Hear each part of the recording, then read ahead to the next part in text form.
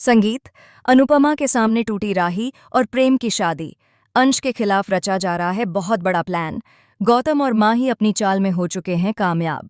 पराग ने राजा को पूरी प्रॉपर्टी से बेदखल कर दिया है। जी हां दोस्तों, स्टार प्लस के सबसे पॉपुलर शो अनुपमा के आने वाले एपिसोड में कहानी अब एक ऐसे मोड़ पर पहुंचने वाली है जहां रिश्ते, साजिश और सच्चाई का तगड़ा टकराव देखने को मिलेगा।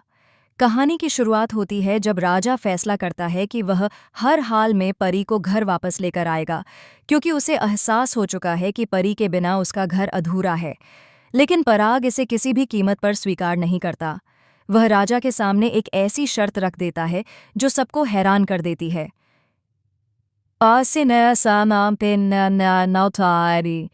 या तो परिवार को चुनो या परी को।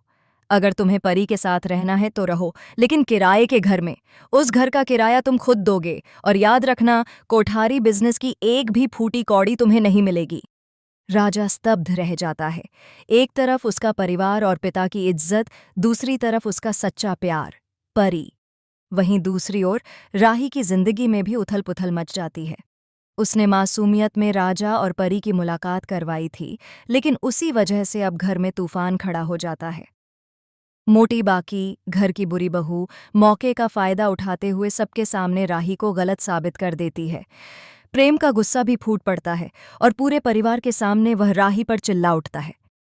तुमने हमारे घर को बर्बाद कर दिया राही, तुम्हारे कारण सब एक दूसरे के खिलाफ हो गए हैं।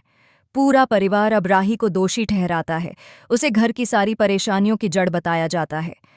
इस बीच अनुपमा को एक भयानक सपना आता है, जिसमें वह देखती है कि प्रेम और राही की शादी टूट चुकी है और घर के अंदर दो दो तलाक हो रहे हैं। जागने पर भी उसका दिल धड़कता रहता है, क्योंकि उसे लगता है कि सपना कहीं हकीकत न बन जाए। वसुंधरा अब परी को इस घर में बहू के रूप में बिल्कुल स्वीकार नहीं करना चाहती, और पराग के दबाव में आकर राजा भी टूट जाता है। वह परी को तलाक देने का फैसला कर लेता है।